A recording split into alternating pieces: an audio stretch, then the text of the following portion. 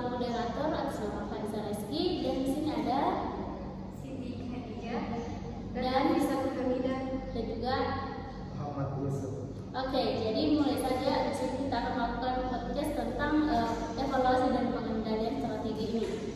Baik, jadi di sini kan ada pengertian dari strategi sendiri bahwa seperti evaluasi strategi adalah tahap proses manajemen di mana manajer puncak berusaha memastikan bahwa strategi yang mereka itu terlaksana dengan tepat dan mencapai tujuan organisasi.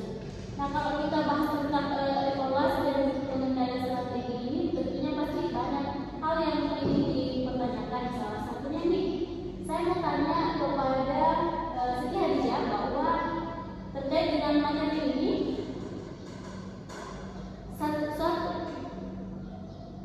bagaimana cara mengkomunikasikan suatu hasil evaluasi dan pengendalian strategi kepada pemangku kepentingan atau stakeholder?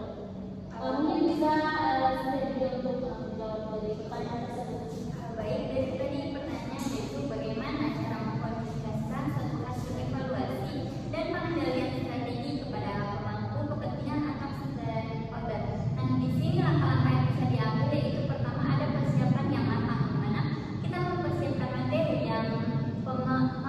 materi komunikasi yang baik, serta termasuk hasil ringkasan hasil evaluasi dan dalam langkah-langkah untuk mengendalikan strategi kepada pemangku kepentingan, terutama pada stakeholder. Terus ada menyampaikan komunikasi hasil yang jelas, di mana kita menyampaikan komunikasi hasil ini dengan jelas sehingga dapat dipahami oleh pemangku kepentingan itu sendiri. Terus ada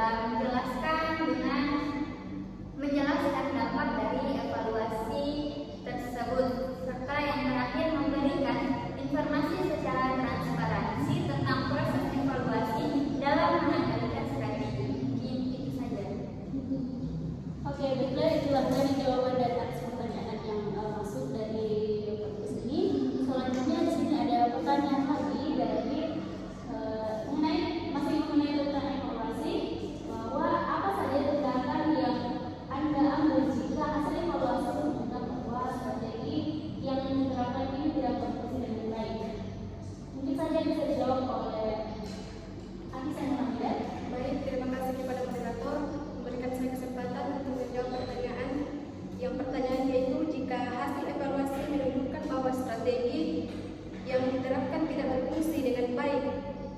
Yang pertama yaitu analisis kekuatan dan kelemahan strategi atau identifikasi kekuatan dan kelemahan strategi yang diterapkan hal dan dapat membantu memahami dan berfungsi dengan baik. Terus yang kedua,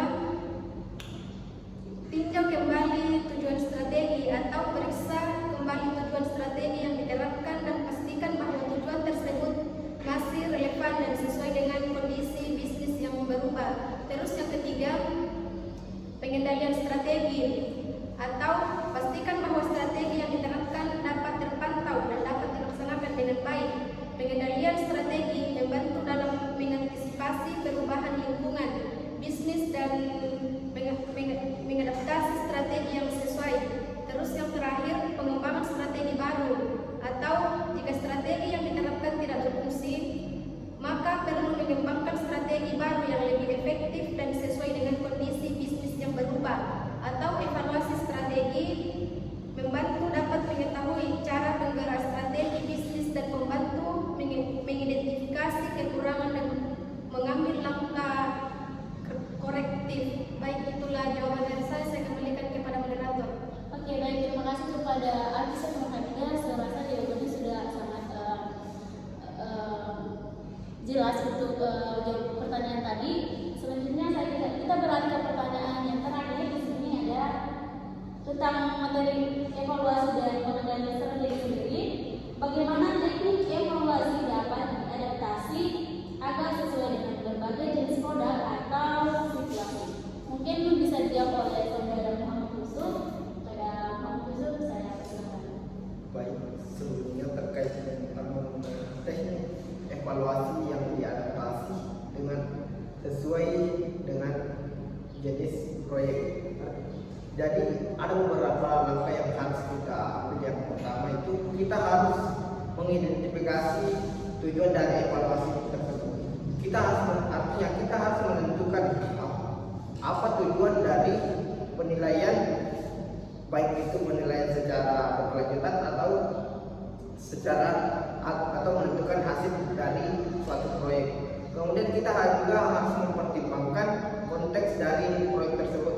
Artinya kita harus menyesuaikan teknik evaluasi, baik itu skala proyek menengah, kecil, menengah, dan besar. Kita harus menyesuaikan dengan lingkungan operasional dari suatu proyek tersebut. Kemudian kita harus sesuaikan dengan indikator evaluasi. Artinya kita harus menentukan kinerja yang relevan dengan tujuan proyek, dan juga kita pastikan apakah indikatornya dapat diukur dan relevan atau dalam konteks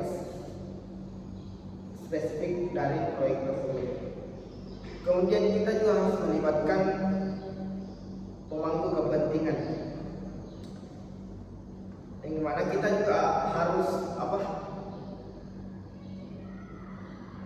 identifikasi pemangku kepentingan dan melibatkan mereka dalam proses perencanaan atau pelaksanaan dari evaluasi itu sendiri. Kemudian juga ada kapasitas dan sumber daya, di mana kita harus mempertimbangkan kapasitas tim evaluasi dan sumber daya yang tersedia.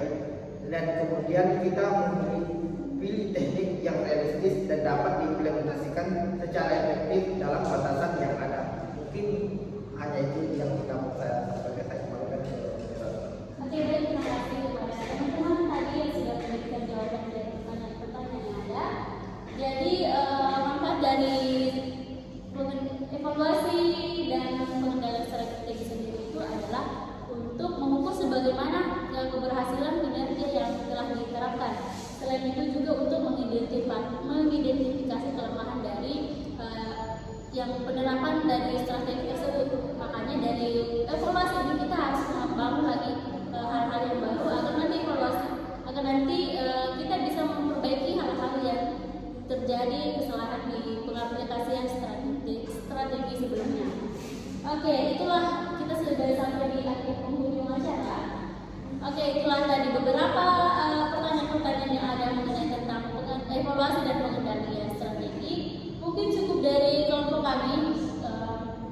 Kami akhiri dengan mengucapkan terima kasih atas perhatiannya. Assalamualaikum warahmatullahi wabarakatuh.